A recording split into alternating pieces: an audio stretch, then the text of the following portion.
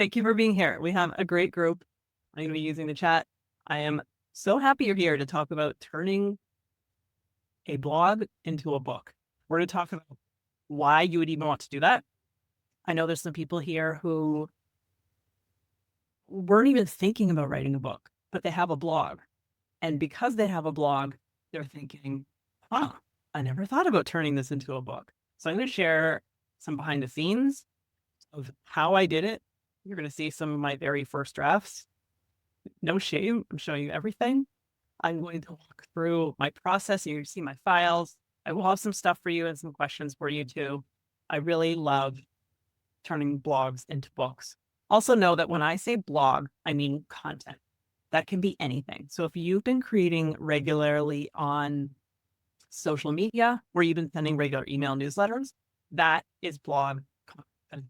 That can be blog content, and that is content for your book too. Before I dive in, who here has a blog? Just drop a yes or no in the chat. Yes, yes. Yes, used to have one. Yes, but not currently active. Yes, we repurpose my emails into blog. Yes, such a smart idea. Turning a blog into a book is the ultimate in repurposing. Yes, more yeses. I'm a big fan of creating things once and repurposing them and stretching them in as many ways as possible. This. If you don't have a blog, do you post on social? And when I say post, know that I don't mean you post 3 times a day, you post daily. Do you post on social media? Just a yes or no. Yes. Yes. Yes. And third question. Have you overcome a struggle? If someone says no, I want to talk to you after class. I want to know what's going on. Yes. You probably overcome many. And I asked this question last because your struggles that you have overcome, this is your content. This is your book. This is what you have to share that will help others. And that's why we're here today. We're going to talk about taking advantage of that big bank of content you've already created and how to turn that into a book. Now, if you don't have a blog yet, or your blog is inactive, or it's, I'm going to say unfocused, in that you wouldn't necessarily turn your blog post into a book, knowing that you might write a book someday is a great reason to start a blog. So this is for you too. Let me share a couple things. Ignore my ridiculous face. 2014 is the first time I saw my name in print in a book. This was a recipe I submitted to the Green City Market Cookbook in Chicago. It was a grilled portobello and roasted potato salad. And I had a quick little intro.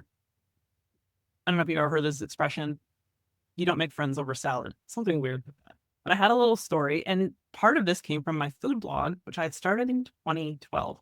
I'm also going to show you some of my old OG blogs so you can see how those transformed into books. This is my 2015 self-published mini book. I've since unpublished it. It needs a complete rewrite. There's a lot of stuff in here I want to change for sure. I hired the cheapest cover designer, as you can see. The title is Unfussy Mom, Simplifying Your Life, Staying Sane, and Working Like a Boss.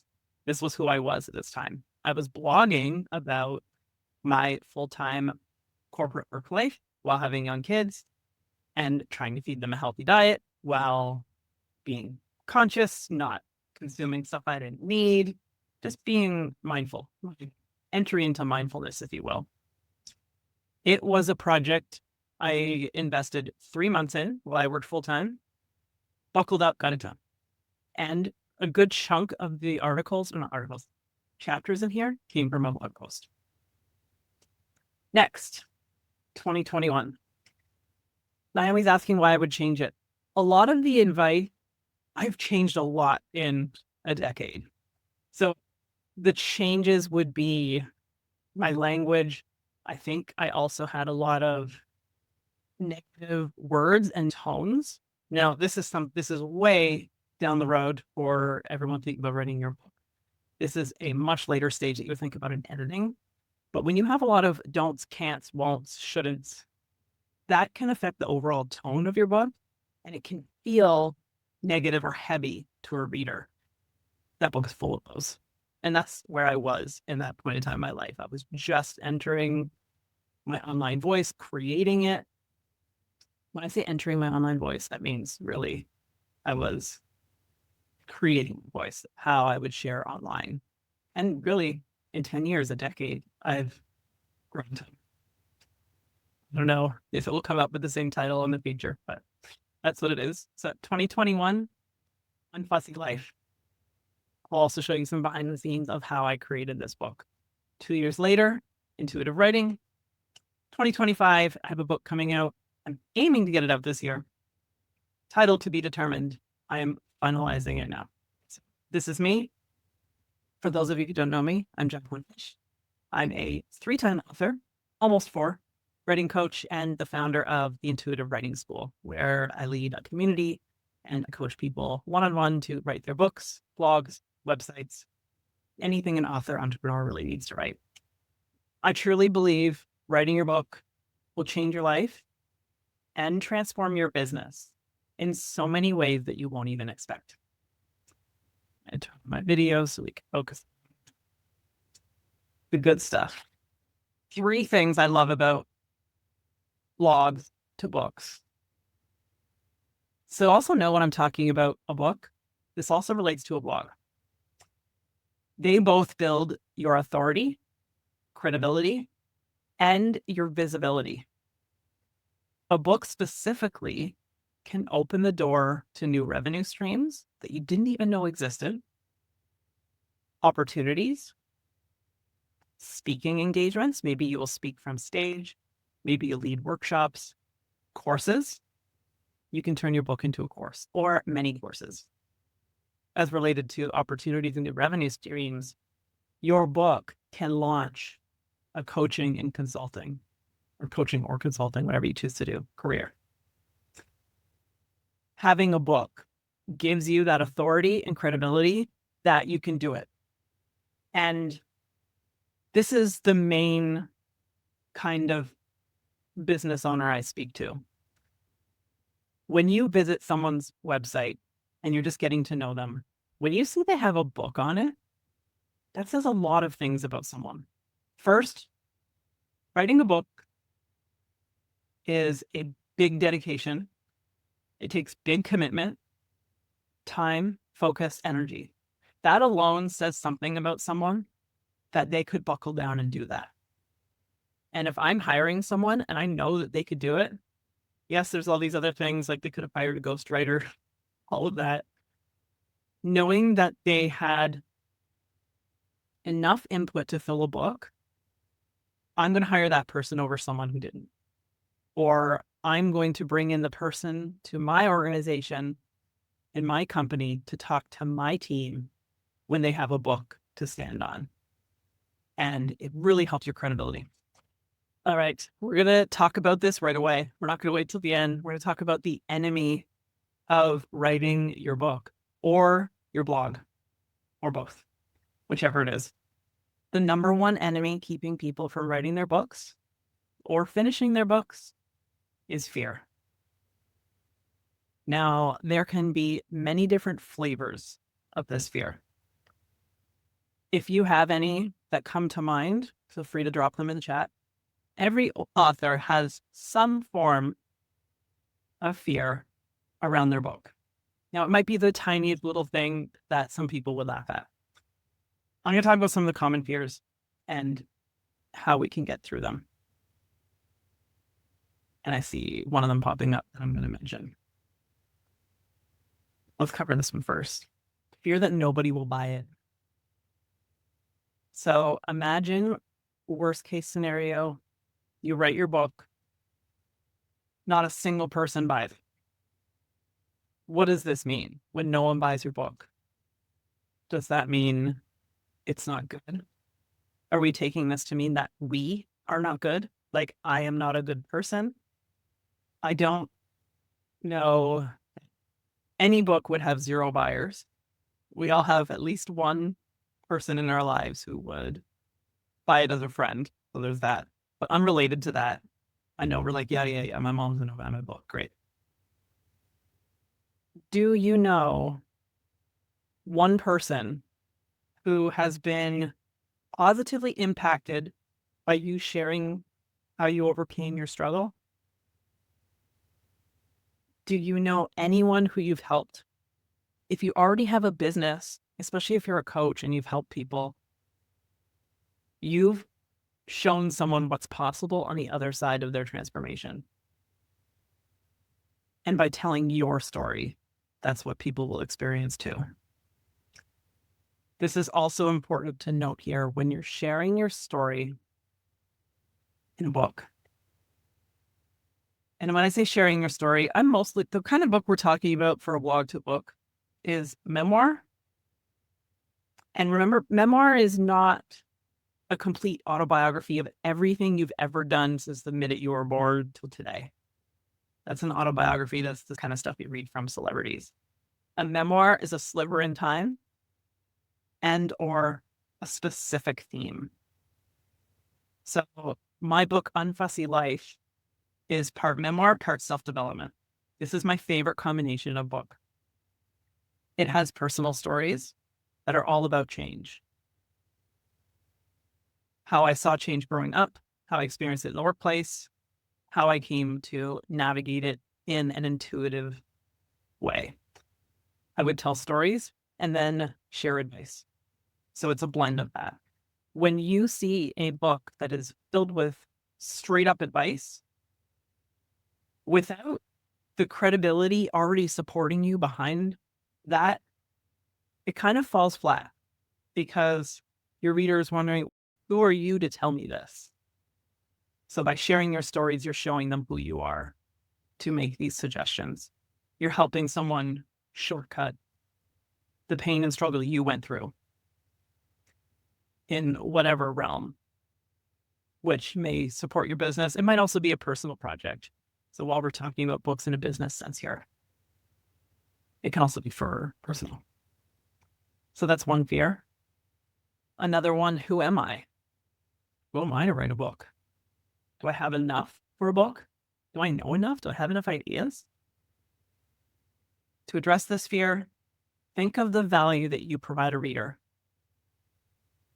And a specific action I would suggest for this fear is make a list of all the things you know. What have you overcome? What have you learned in that? Chances are when you see that list, you'll realize, oh, I have more than enough for a book. 2 more fears I'll talk about. One more, everything's been said before. It's already been said. What am I going to say that's interesting about it? When you clearly define your audience and know who you're speaking to that one client who you know needed this transformation, that changes everything. This is also why I love blogging before writing a book, because you will be practicing writing so much and you'll be so clear on your voice that you know for sure you're going to say it in the way that only you can say it, and you're sharing your experience. The last fear, what if my book's not good? Oh crap. What if I'm not a good enough writer? I hear this a lot. People say, I hear this in my DMs and in my emails. They say, I want to write a book, but I have this story that I'm not a, quote, good writer. It's always in quotes. Good writing is honest writing. Writing, we're also going to talk about this later, the process of separating your draft and your editing process, 2 completely different things. With practice, your writing will get better. It's impossible not to. You're practicing. This is also why blogging is so great. And your book is good when it reaches an audience's need. And you're going to do that by defining your audience and what they need. And you're going to meet them where they are. If anyone has any other fears that I did not cover, feel free to chat. I'm curious to hear it. Is anyone getting excited to read their book yet? We've squashed some fears, dropped some guesses. I won't. I have a tendency to ask 5 questions at once, and I need to slow myself down. All right, we got some praise hands. 3 ideas out loud. 3 ideas outlined right now. Yes, I love that. So good. Has anyone written a book in here already? Curious. Yes, you're spot on, Emily. Squashing is a constant practice.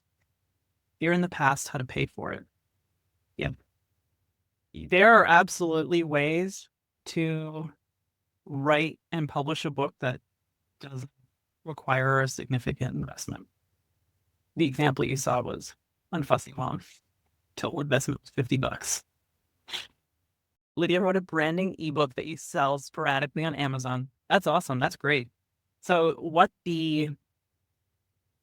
my mini book did for me, which started as an ebook, the only reason I got this print version was because I was working full-time at a consulting firm at the time.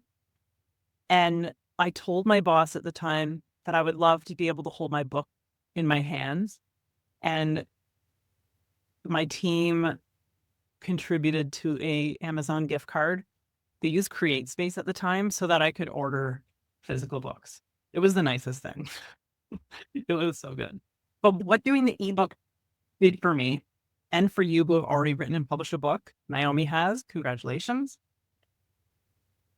First draft of a sweet and wholesome romance, unpublished. So good. What publishing an ebook or a book to begin with does for you, it showed me that I could do it. I physically went through the motions of figuring everything out on myself and publishing a book. Amazon makes it so easy. They want to publish your book. I'm a huge fan of self-publishing for speed. And once you've done it once, that was why I knew it was so important for me to write that mini book, because I knew the next one was going to be bigger, and it took a lot from me, and it was so worth it. And I knew that Unfussy Life was going to pave the way for so much more. And I was right. If you want to write a book, start a blog. If you have a blog, write a book. It's so simple. I'll show you specifically what to do with this too. Now, if you're wondering, how do I do this? I am going to show you the practical how, because that's what I'm about. I'm not just about here's a bunch of theory. Just know that your why for writing a book, what you're writing about, and I would also add who you're writing it for, that is more important than the how. You will figure out the how. I figured out the how. I didn't know how. I did not go to school to become a writer. I wasn't surrounded by authors and publishers. I had no idea. Just like what you've all probably done to get started in a business, start social media, share posts, all of that, we figure it out just one thing at a time. The how wasn't important. Why and what you're sharing is much more important. I touched on this a little already. Why blog? Practice, number 1. It also gets you in the rhythm of creating, writing, editing, publishing consistently. Whatever consistent means for you, whether that's a once every other week blog, once a week. By doing that, you're creating and uncovering your own writing rhythm. Now, the last class I taught, I went deep into discovering your writing rhythm. I'll make sure to link to that one in the replay. And I do suggest working with a menstrual cycle or the moon. I really love that simple, fun, really container to be able to create that way. By blogging, you're creating your voice. Notice I didn't say find. I don't think we find our voice. Because if you have to find your voice, that means you have to set out looking for it. What if when you find it, you don't like it? What if you never find it? Are you not going to write your book? No, you're going to create it. And that's why I'm also going to show you my old blogs from 2012 to show you how I've created my voice along the way. You are going to change and evolve and grow and know so much more. While you're blogging or sharing on social media, you're building and honing an audience. You're gathering readers. You're sending email newsletters. These are the people who want to buy your book. Even if your book is a collection of blog posts, as I'm showing you what we're going to do here today, it's the curation of them. And you're going to add and edit your blog posts, so it's not going to read like a blog. What I don't suggest doing is cutting and pasting your blog, slapping a cover on it, and calling it a blog. That's not what we're doing. We're being mindful about it. And when you know and decide, I'm going to write a book, you can start planning your blog content with a lot more intention. This also refines your topic and helps you clarify your thinking. So when you choose your book's positioning, this is what this book is, who it's for, this is what it's going to help you do, you're going to continue writing on that and fleshing that out in your blog. And this last one, this one helped a lot of people. When people think write a book, it feels like this big, huge, gigantic, scary thing. That's only because we haven't done it before. And writing a blog or writing a social post, writing a newsletter, all those things can feel much lighter and easier than writing a book, especially if you've been blogging already. Like, yeah, I can do that. And then what you're doing later is assembling them into a book. I also think of an example with cookbooks. I've followed so many online food bloggers and later bought their cookbooks. Their recipes that were on their website were in their cookbooks. Was I mad about that? No, because I wanted it in a book. I wanted it right there. I wanted the additional context. I want the stories. Your consistent blogging practice adds up over time. Here's just some rough numbers for you. If you blog once a week for 33 weeks, 1,500 words on your blog, that's a 50,000 word draft, which I might say this is almost too much to start with. I might aim for 30,000 words of blog content because you're going to want to add so much more. Just to give you a rough idea, my two books, Unfussy Life and Intuitive Writing, are around 70,000 words. I think it's almost 300 pages of a 5x8 trim size. So just to keep that length roughly in mind. Yours might be more, might be less. I can almost hear the questions, how long do my blog posts need to be? Current SEO recommendations are around 2,000, 2,200 words. I'm also going to show you my blogs that are so short. I also would not let word count hold you back from starting your blog. If your blog's 1,100 words, post it. This is practice. We are not trying to be SEO masters out of the gate. SEO is a long game and something that happens over time. Not what we're going to talk about today. It's something in the writing community. But 1,500 words, 50,000. All right. I average 650 words per blog post. Yeah. Something I always recommend doing too, and you can do this when you do some digging into your blogs that are popular with readers, see which ones are resonating, and that'll give you some guidance as to what can turn into a book. And what's resonating, for SEO purposes, I suggest going back in and adding more, because you probably have some more thoughts on it. So this is also another side lesson in repurposing. We write so much stuff and write so much content, so why not take what we have, tweak it, and improve it further? And then you would republish it with newer date. Aside there. So getting started. Choose your topic. Review your data. So by data, this could be your social posts, seeing which ones have the most comments, likes, and shares. Which of your blog posts have the most views, comments, if you have comments on your blog, which, side note, I also don't recommend. In the past, it was great, but with social media, I find that it results in either crickets or you spend all your time managing spam. So how I was just doing this, spend a day. Now I'm talking about 12 hours. Block the day. You don't have any meetings. And simply immerse yourself in everything you've written and created. Start pulling out things that you feel a ping. Like your body is like, oh, yes. You feel it light up when you look at certain things. You're looking at what people like. And beyond that, also notice what you enjoyed writing. Now, we're not trying to spend this time to say on the other side of it, my topic's going to be picked and I'm done. We're staying open and we're exploring and seeing what comes through. A topic might jump out at you. Maybe you already know your topic. Maybe you are simply refining your topic by doing this exercise. And it's okay to start with a loose topic because you'll refine it later with your outline.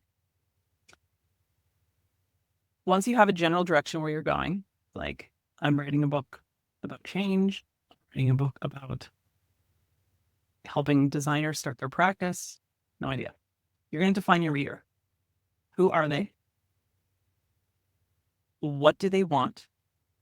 What do they say they want? Now, no, this is not you telling them what they actually need. What do they say they want? Because they're the ones going to look for the book. What are they Googling at 2 a.m? What do they struggle with? If you already have a business, how does your book align with your business? Set your goals. What are my goals for writing? So going back to the other suggestions, you want to launch a speaking career. You want to build credibility. You want to have something to give to your clients as a gift. What are all the reasons for your goals for writing a book?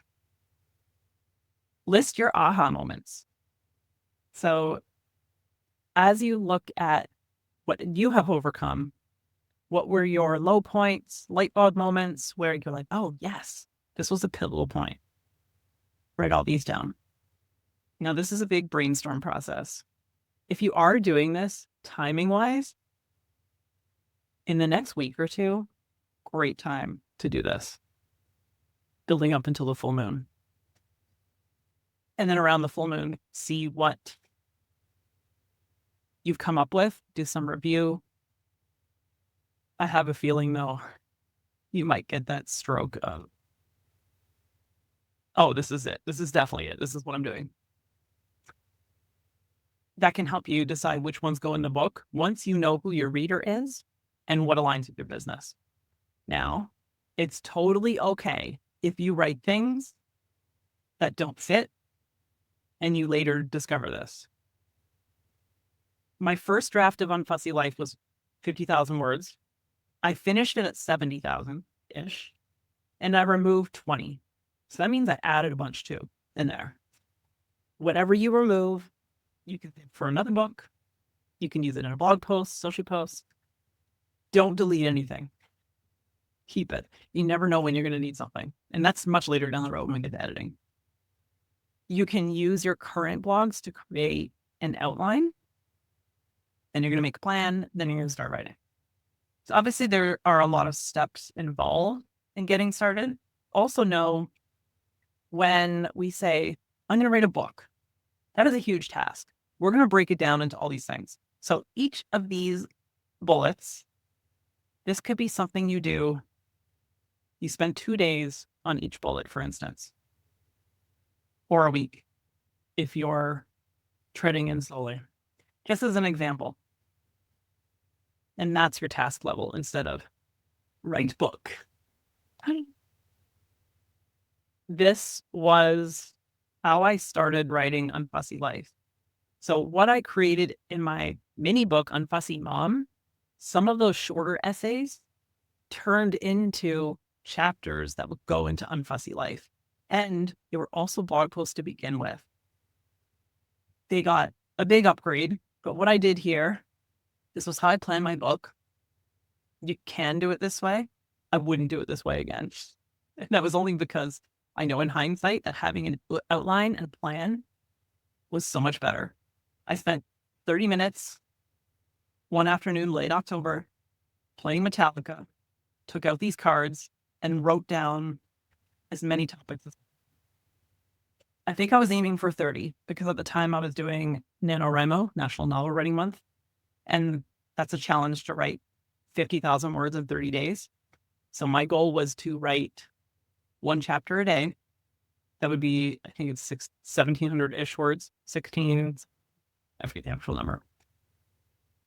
I just quickly wrote these down, put them aside. I'll show you what I did with them after. Scenes. Let's write. So now we are writing. You have your plan. You have a list of blog posts. You are going to immerse yourself into the writing life and make success non-negotiable. It is going to happen. You are a published author. The more you see yourself as that author every single day, even from today forward, and if you already have a book already, you're a published author. Love that. You can take it even further. By making success inevitable, you'll have a writing plan. You're going to set yourself up for writing, which means you're going to look at your calendar. Maybe you'll only take meetings 3 days a week. You'll compress your client service work to those days. And on the other days, you're going to write. Or maybe you'll write on weekends. When I wrote Unfussy Mom, I had a full-time job. I commuted roughly 3 hours total a day. Chicago traffic, you guys. My kids were young. This was 2015. They were 7 and 4, I think. They were young, going to school. I got up every day at 5 or 5:30, wrote for 30 minutes to an hour until it was done. Occasionally, I would do it on the train if I took the train to work, or squeeze in some time on my lunch hour, or the occasional Saturday morning at Starbucks. Just getting it done. It was non-negotiable to me. I was going to finish that book. So I set myself up for writing. You might start to think about what your writing rituals are. Maybe you will dedicate a place for writing. I write all my books almost always away from my desk, except for my current one. That one I wrote on my desk. All the other ones I wrote on the couch, on a porch chair, and I edited at my desk. So if you ever feel your words are stuck, pick up your computer and go somewhere else. Instant writer block. Buster. Think of what your morning practices will be. Now I say morning if you are a morning writer. I am. You're going to discover your time for writing and then know that it might change. And the last one, an information diet. There were times when I was writing Unfussy Life and editing it that I completely unplugged from social, didn't read anything else. You might choose to do that. I find it's really helpful because we want less input when we're focusing on creating something new. And even for my current book, I tuned out a lot of people, but with intuitive writing as well, I had a pretty good system and strong boundaries around what I let in. So things didn't get to me. I would post on social, look around for a bit, I wasn't going down rabbit holes and seeing, oh, this is what so-and-so is saying about writing. So you want to unfollow, unsubscribe, basically put yourself in a bubble so that you can stay focused on what you are bringing through. And in the end, this is also my response to when someone says, what if I'm not a good enough writer? Good writing is honest. It's your honest story. And you're starting with one honest sentence. And then another and another and another. That's how books are built. Also, intuitive writing is relaxed writing. And relaxed writing is writing in flow. Let me know in the chat with a yes or a no if you've experienced flow writing. That state of you feel calm, it feels good. Words are just flowing out. Not forcing. Yes. Love it. Just today. Yeah. Now the opposite. Have you written anything that felt forced, icky, like you're holding your breath. Yeah. Oh, yes. You can feel it in your body. Even just talking about it makes me feel like I'm contracting. I love how Sarah says flow always happens right when I need to pick up my kids. You can totally set up your day for writing around that. When you know that it's time to pick up your kids, set your writing time for, I don't know, 90 minutes before you have to get them. And that is your writing time. Sometimes we need that pressure and a deadline. So writing flow is trusting the words that come out. It's our bodies, not our brains. Our heart and our heads play different music. And for writing, we're tuning into our hearts and our body.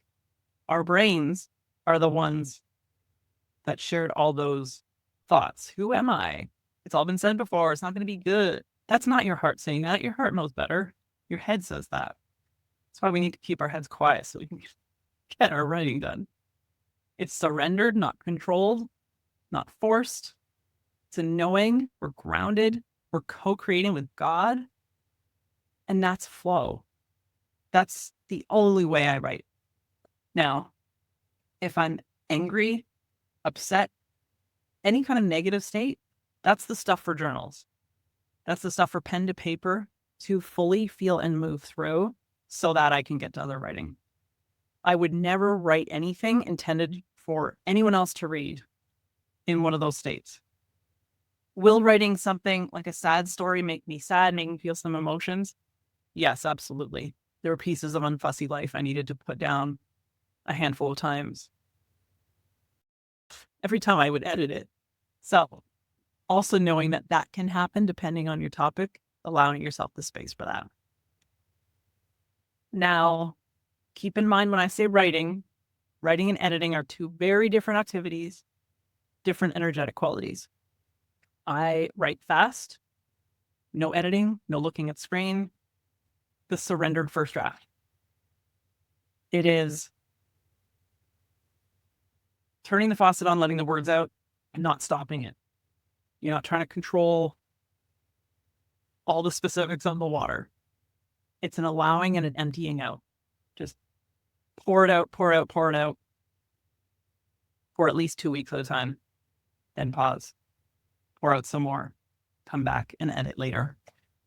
Editing, I'm not going to go into a huge detail here on editing. This could be an entire class, probably a 10-week class.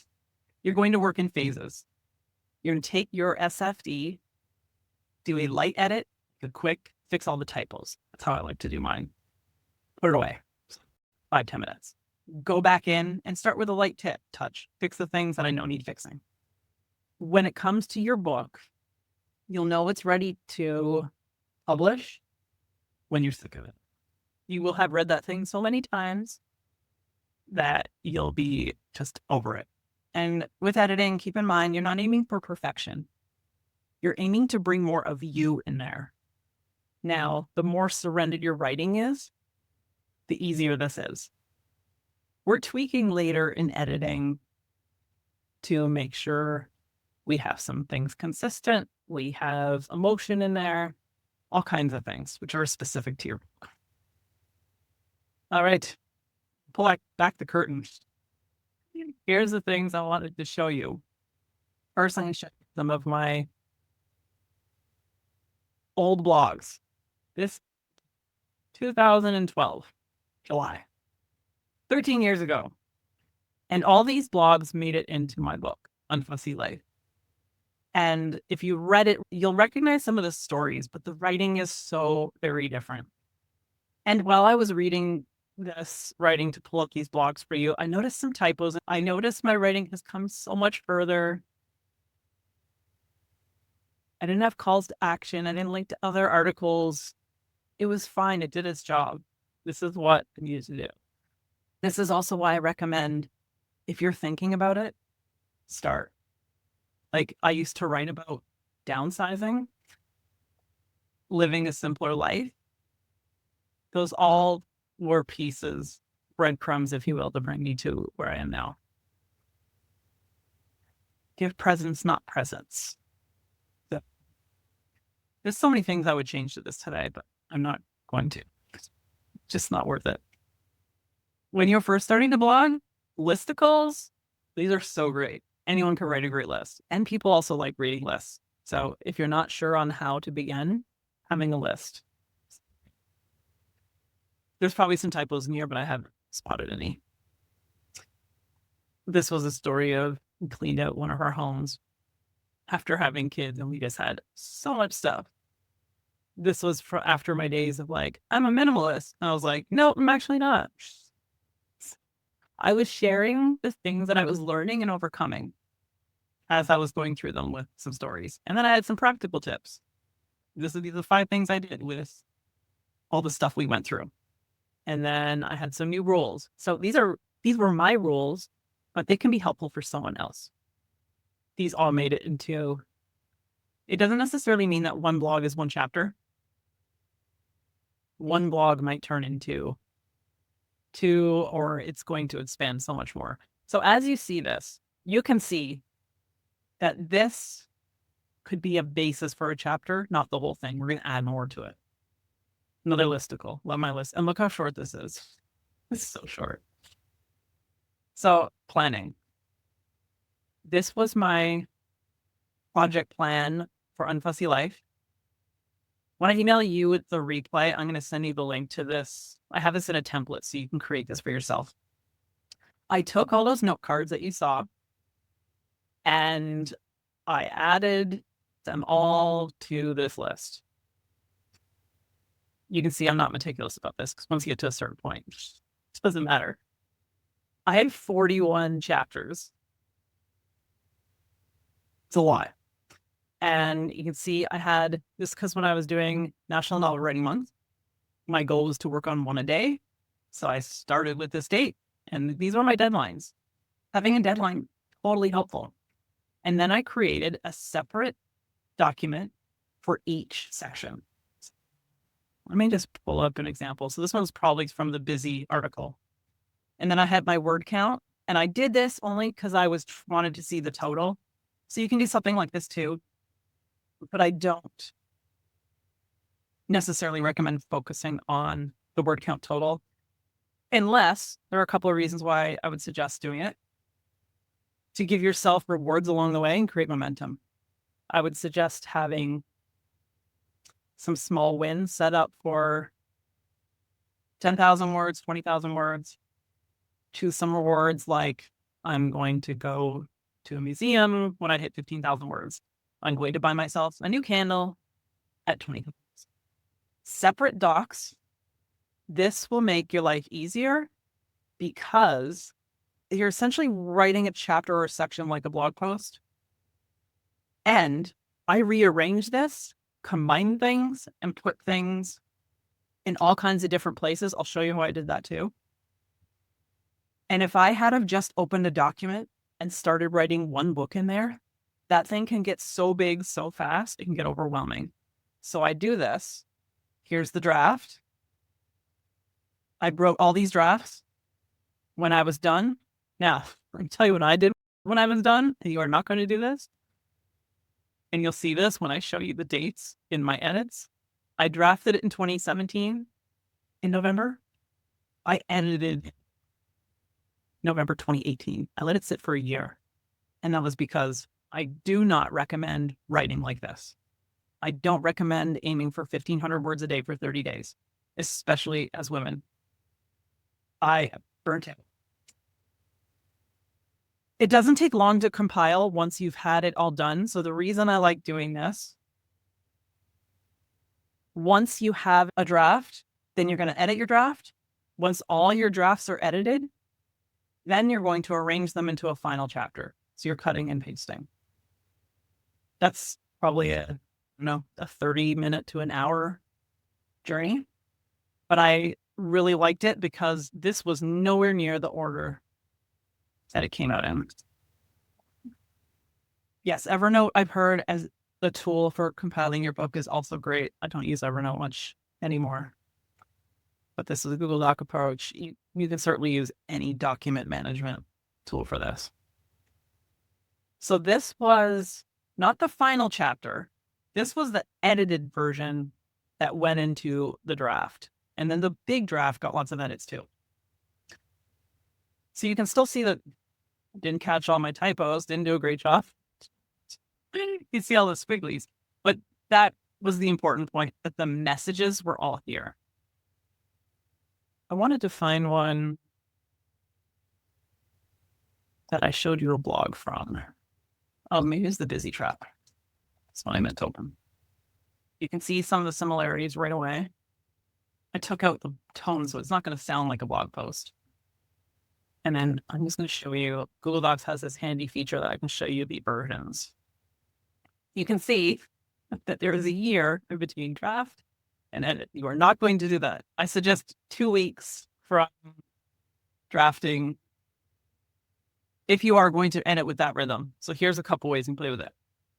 2 weeks drafting, 2 weeks editing. 2 to 3 weeks drafting, take a week off, go slowly, just read what you wrote, edit lightly, keep writing. Because it's also to say, I know you're not going to write a book in 2 weeks. You might, that's a lot. So here, this was my cut and paste. So you see one edit up top. This was the cut and paste from the blog. And then I added some more to it later that day. This looks like it was a 30-minute writing session. So a draft chapter is together in about 30 minutes because I already had the blog. And you can see I added a bunch more to it and made some changes. And a year later, cleaned it up some more, made some more edits. Let me just get a word count on this one. About 1,600 words. Here's what happened later. Those were refined. I had new chapter names, and they were just a pile of chapters. This was when I discovered that I needed some organization. So this was, I have 6 sections. You might discover this as you're creating your outline.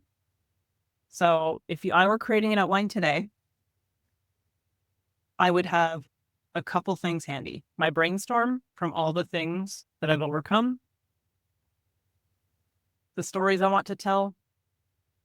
I would also grab it as a collection of links. So say I wrote something about, living with less. In the notes section here, as I'm getting organized to write, I would drop the link to the blog so that when it's time to create the draft, I have the link handy. So when you create your outline, you might do something like this. Maybe these are all your blog posts and you're going to have links to them. You're going to have notes on what you want to add to it, what you want to flesh out further, and how I organize this book. This is mainly the stories. There wasn't a lot of advice. This was framing up all the advice I was going to share later. The second half of the book, roughly, as it probably starts halfway through here. This was when it was like, Unfussy Life is where we're going. And these were all the things that made me realize this was where I was going with this. And then I organized all the essays around career. And then all the things that were about intuition, waking up to my intuition, seeing those things. Now, know that this breakdown was much later. Once I had a good picture of where everything was, you might go in and create an outline now based on what you have. You can organize your topics by themes, by emotions, or part chronologically. That was what I did up until here, is chronological. And then this was all over, nodding back to the pieces up here. And I had a pretty solid outline for intuitive writing. I worked with 2 separate book coaches on it. And even though I did that, I still changed things in there. I rearranged, moved some stuff around. So just know that an outline is intended to get you started and writing. Once you have your topics, like something like this, where I know I'm going to write all about the trap of being busy. how I might start this, if you wanted to get organized for planning, I'd have this Google Doc open. I would jot down the notes that I wrote down from my research, links to the blog post. And then when it was the day, like when it was November 9th, I would go in and start writing that based on my bullets, fleshing them out, while keeping in mind who this book is for. I'm writing this book to one person. Who is that person? And always centering, this is why I'm writing it. Like, this is what this book is going to help you do. Having that, you'll probably put it on a sticky note. It will be there all the time. Little aside and a fun trick. Let's pretend this is today. This is November 9th. I finished drafting this. I know tomorrow I'm going to write all about decision fatigue. What I will do the night before or at the end of my writing session, I will pop open this document, see what notes I had already, or if I'm just creating it as I go, I'm going to create the document, put in the bullets, and that's it. Put it aside. What that does is it gets your unconscious mind rolling the ideas around so that when you come to write it the next day, your brain's already been thinking about it for a while, unconsciously and consciously, like while you're making dinner. So that's how you write a book, you guys. Are you ready to go? I know that's a lot. And I really like sharing behind the scenes because it helps you see a process, and knowing a little bit of the how you're going to do it can give you a sense of direction, knowing where you're going. It also helps us feel more relaxed, because when we're relaxed, we write better. And we're not going into creating our books any kind of energy of scarcity or fear or anything like that. I do want to see what questions you have. I know I showed you a lot and I told you a lot. So I'm here for your questions. And if you are ready to write your book, just give me a yes. I'm so inspired. I love it. So helpful. You are so welcome. I see hand raised. Do you want to chat, Naomi? It might be easier.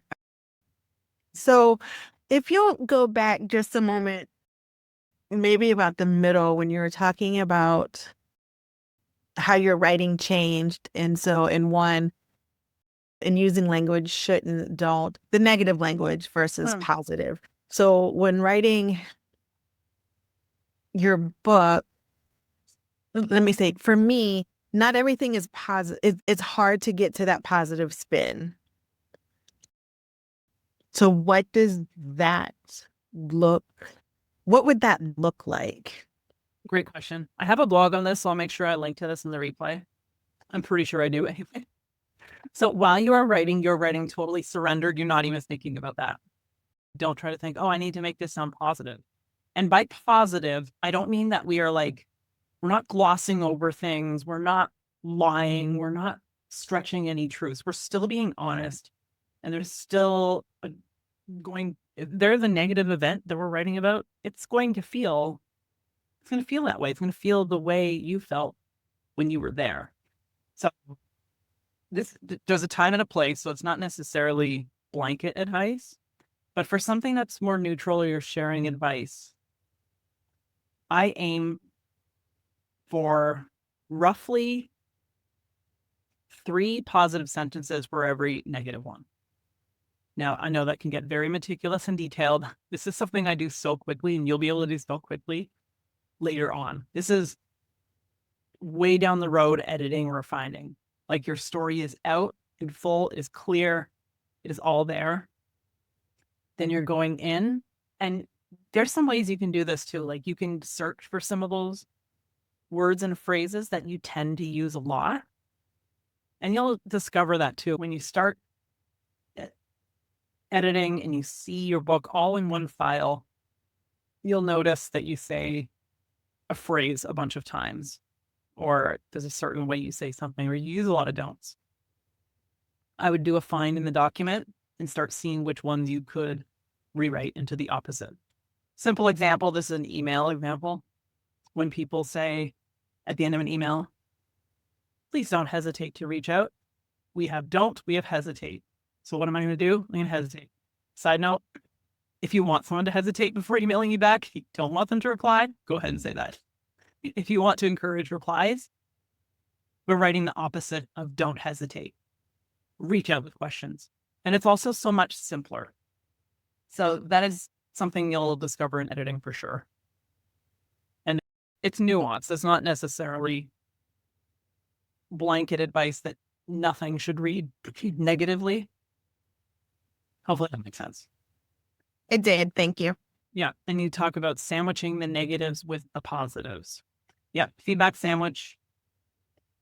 And it's something you could almost do an entire edit focused on that lens, like making sure it lands that way. Now, why do we even want to do that? Because it helps the information land better, typically, when we're receiving positive words or neutral. If we see a book filled with negativity, like negative stories happen. I don't think negative. I'm not quite landing on the right language, but I'm feeling you know what I'm saying. Challenging stories written in negative words and a negative tone. It can lead the reader to feeling heavier than more optimistic because we're taking someone on a journey too. Hopefully that helps. Lydia has a question. I'm wondering if you find AI helpful in creating outlines or organizing ideas. I do not use AI for that. I see AI as a assistant, not to help me create my outline. I have not engaged with it in that way. I'm sure people are using it in that way. I want my books, blogs, my writing to be from me and not what AI is collecting from the collective, if that makes sense. Another question. Savannah says, sometimes I get overwhelmed with how many ideas I have and how much I want to say. That decision paralysis is normally my number one enemy.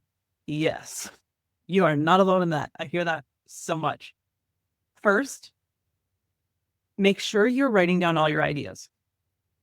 Give them a place to go. They deserve a place to go. Once you refine your book's point, the theme, who it's for, what it's going to help someone do, this will help you decide what gets included in that and what doesn't fit. So there can be an instinct, especially for your first big book. I felt this in Unfussy Life, where I could have just kept writing and adding stuff. I published it a month after moving from Jersey to Florida, like our family's biggest move. And I was like, should I write about this in the book? And I didn't, because like, no, you will write more books. So by knowing where you're going, that helps. Capture all your other ideas. As you're writing books, you're probably going to have more ideas for other books. 100% happened to me. And if it comes to what book to write, where you have a few ideas, I have a blog on that as well. I'm going to share a link to that. How to pick your blog or book, either way. In short, tune into your body and write the book that feels a little bit scary, but the one that you know you need to write. Suggestions for keeping track of ideas. I have stuff all over the place. Me too. As long as you know where it is, that's fine. Here's where I keep stuff. And there's a couple times a month where I get everything into one place. I'm also going to share with you something else, a 12-week planning template. This can get you to the weekly task level of the writing tasks you'll do. At the bottom of that, I have a parking lot, and that's where I put all those things. I also have a document for blog posts that I'll write in the future. I have a big list of those. Anytime I get another idea, it goes in there. So if I'm ever like, okay, what do I want to blog about? Which almost never happens. I usually blog about what feels relevant right now. I can go to that list and pick the thing. So if you have some of those lists already, you can go with that. Ideas on the go, they're going to happen. I have the Signal app on my phone, and I send myself a voice memo, or I use talk to text and just send myself the thing so that I have it later. And I'll go through that because Signal also works on my computer. I'll go through those notes and put them where they need to go, like whatever project they're related to, and I'll put them. In a similar vein, Sandy's asking if I have a system or database for organizing all my ideas and insights. That is my system. That's how I keep them organized. I know there are a lot of tools that can help you do that. Evernote's a great one. If you do want an Evernote teacher, I'm happy to pass you along to someone I know that does a great job at mastering Evernote. I'll mention her in the replay.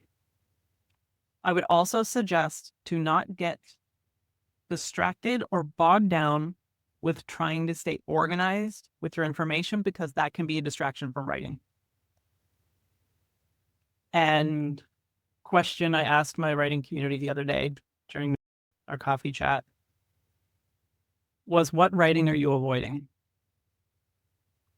We can do lots of things to avoid the writing that we need to do. And maybe our procrastination is writing other things that we don't actually need to write. Yeah, organizing, collecting ideas, 100% writing distraction. Totally can be an avoidance. So if that is you, I would ask yourself, what writing are you avoiding? Another question I would ask you, this is actually an action I'd love you to take, going back to the fears around publishing. What are you afraid of happening if you write a book? As well as listing any fears that you have. I suggest listing them all so you can see them all, and then you can bust them all. If you need help busting them, let me know. Call me the fear buster. We're not going to run away from them. We are going to look at them, address them, and use those fears and turn them into fuel for writing. Fear of success is absolutely one reason that keeps people from writing. It's so much easier if I just talk about my book one day. Listen, I got so tired of talking about the book I was going to write and talking about all the writing I wanted to do and not doing it, that I was like, I have to write this. Yeah, sure, I was blogging, but a book was so much deeper. And you know that you have it in you. Yes. So if fear of success is coming up, I'd explore that more deeply too. Like, what does that mean? Where do I think this came from? Does success mean that I have to be visible? What does it mean? This is a great comment too, Jennifer. I've heard this a lot lately. Fear of, quote, wasting time on something that no one will read, buy, or care about. I get distracted with thinking more about more lucrative options. It's very common. Totally related to scarcity. Like, I'm going to waste all this time on something. I would write out these fears and what they all mean. And if you write something that changes someone's life, is that enough for you? And with regards to more lucrative options, I also want to be sure to mention, when I was writing my books, I kept focusing on my business. I did not retire from client service work, coaching, editing, all that work I was doing. I worked for myself starting in 2017. So I grew my business while writing books. I wasn't going to pause. I maintained both. And there was something magical that happened around 2019. I think I blogged about this too, because I grabbed this story to go in the current book I'm working on. I just love how I wrote about things in the past. They find their way in there. I was ignoring my book, Unfussy Life, at this time, because I was so focused on growing my business. And my coach at the time was like, what if when you focus on your book, your business will actually grow. And I never thought about it that way. But something happened when I recommitted to my writing project. When I recommitted, my recommitment was 3 hours a week, spread out. I think I did 1 hour a day, certain 3 days. When I did that, it changed how I showed up in my life because I no longer felt bad about not writing. I knew that I was making progress, and I knew that I was fully congruent with what I was teaching, showing up for myself and showing up for my writing. And what happened? More amazing clients showed up. All my clients are amazing, but even better ones, better projects. And it just felt so much better. So when I say writing a book will change your life, it made my life better. Jennifer says, I'm a stay-at-home mom, so I'm constantly weighing the best use of my time in order to balance family responsibilities with eventually finding my way back to a more professional role. Yeah, I get that too. My kids were pretty young when I started writing the book, and I also didn't want to ignore them while writing. So this is why I did it at 5 a.m. I also shared the process with them and let them know, like, I'm writing a book. This is what I'm working on. Do you want to see? Half the time they're like, nope. But sometimes they're like, oh. But I wanted them to know because I work full time in my business.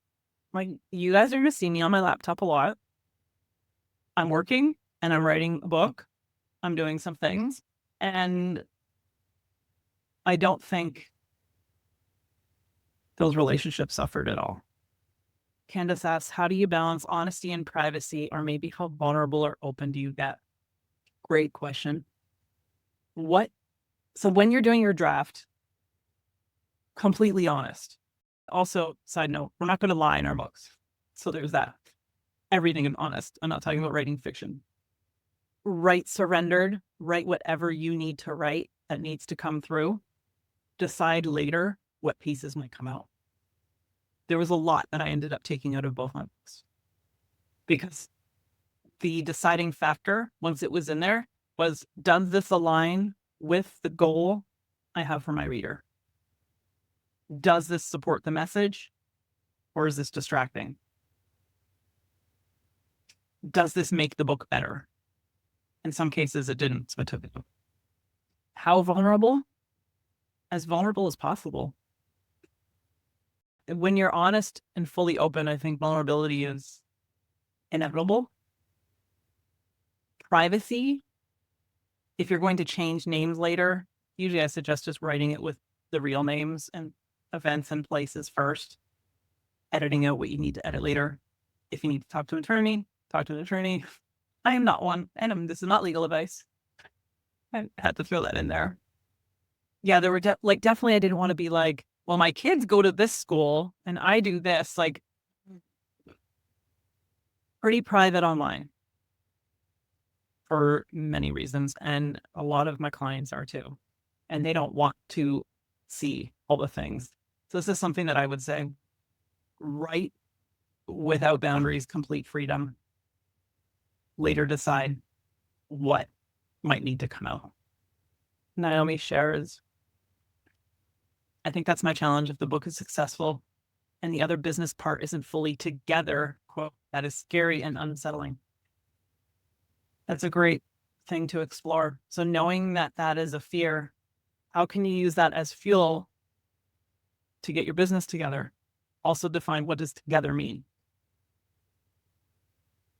Is your version of together someone else's version, or is this something we've made up in our mind?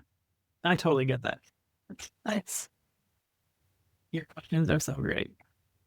I truly appreciate all your vulnerability in your questions and your sharing. I am going to email everyone when the replay is ready with the links to all the things I shared. You know that I'm not all about hard pitches or scarcity. I do want you to know there are 2 ways you can work with me. Number 1, high touch support. This is as much time as you need. This is not write a book in 30 days. Because I can feel people's nervous systems being like, but if you want to do it 30 days, we can do that. We'll set a deadline that feels good to you. Typically 3, 4, 6 months. We'll do a strategy session. We'll talk a couple times a month. I will help you with your writing outline and plan and look at your writing life and your business, because you're business owners too. I'm not just helping you write a book with blinders on in a vacuum. If your book is a part of your business and your business is a part of your life, which it is, we're looking at everything. So because I have that deep expertise with copywriting, business strategy, that's part of it too. Because if you are worried about your business, what kind of a book are you going to write? You need to feel relaxed in your business so that you can also feel relaxed with your writing. I'm basically your editor and coach in your pocket. You can hit me up on Boxer or Signal. Be like, Jack, help, I'm stuck. Totally happens. I'm here for it. Includes the community for a year as well. I'll talk about the community as well. And weekly reviews. And it includes a personalized developmental edit from me. You'll also have 2 other professional eyeballs on your book, at least. You'll have a copy editor. Usually that'll be like $800 to $1,200, and then a final proofreader with your formatting and all that.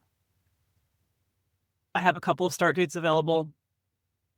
Schedule a call and we'll chat about your book. Community, you get everything you see here with coaching. Just look up. We do at least 3 hours a week of co-writing. We do have monthly group Q&A, but I'm actually making a change where it is twice a month because I don't want people to have to wait a month for questions. We have regular coffee chats at home, Cacao and Connect. Cacao is a little easier on the nervous system than coffee is. Daily guidance and prompts. If any of you have been in my Finding Flow experience in the past, where I used to share a 5-minute memo on how to write with the mood of the day, that is now part of every day in the community. I do that every day now. I do it for myself anyway. So Finding Flow is in the community where I give suggestions daily on what to write. As an example, we're recording this today and the moon's in Cancer. Cancer rules the home. It's like fast moving water. We can use this energy to write some fast drafts. That's why I suggested to do a couple things today. Start doing your brainstorming, to start gathering stuff, getting stuff together. Think of the crab. Cancer symbol is the crab, moving quickly side to side. Do that through your stuff. And list all your fears. Because Cancer is ruled by the home, the mother. These can be things that we want to feel safe and cozy right now. So it could be a good time to start. So daily prompts, all the templates, guides, book writing resources, website copywriting resources, email, pretty much everything you write as a business owner is in there. And we do new workshops monthly, plus you get the library. And this is the key part, immersion with other entrepreneurs and writers.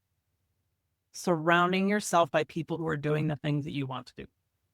Just like I don't go to the bar if I want to get bigger muscle, go to the gym. That's where all people, my gym has lots of people taking selfies and doing stuff. You go to the place. Oh, I meant to turn my video on at the end. I'm like talking with my hands and getting so excited over here. That's also when video is off, so you don't get distracted with that. And I'm kicking off an experience starting on the 21st, summer solstice, the summer of relaxed writing. Because when we write relaxed, we're in flow. Business, life, how we do book writing is how we do life. How we do business is how we write our books. They're not separate things. They're all together. I'm going to be weaving that into the daily experience with the voice memos. And note that relaxed writing doesn't mean like sitting back and watching Netflix. It's feeling good. It's choosing and setting up some spaces in your home for writing that feel really good, that feel nurturing. It's writing in the sun. It's taking your notebook to the beach. Laptops at the beach, not so much. Sand, you don't want to do that. Plus the sun, I find it too bright. It's writing in a hammock. It's enjoying a big slice of watermelon on a hot day, and you get ideas. You grab your notebook and you start writing. That's relaxed writing. And relaxed is productive, and not productive in the way that you saw that I did NaNoWriMo and forced out 1,500 words, 1,600 words a day to the point where I was exhausted and didn't touch my book for a year. Don't do it. You're going to get a note. And you'll have the link to the other class where I go into details on how to work with the moon. And if you're in the community too, you get that on a daily basis. You'll be fully immersed in that. So I thank you, each and every one of you, for your great questions, your insights, your sharing. I really appreciate you sharing your heart with me and your ideas. And if you are ready to write your book, please tell me about it, because I want to celebrate with you and congratulate you, because it is such a life-changing event that you're kicking off. So thank you so much for being here. Enjoy the rest of your day.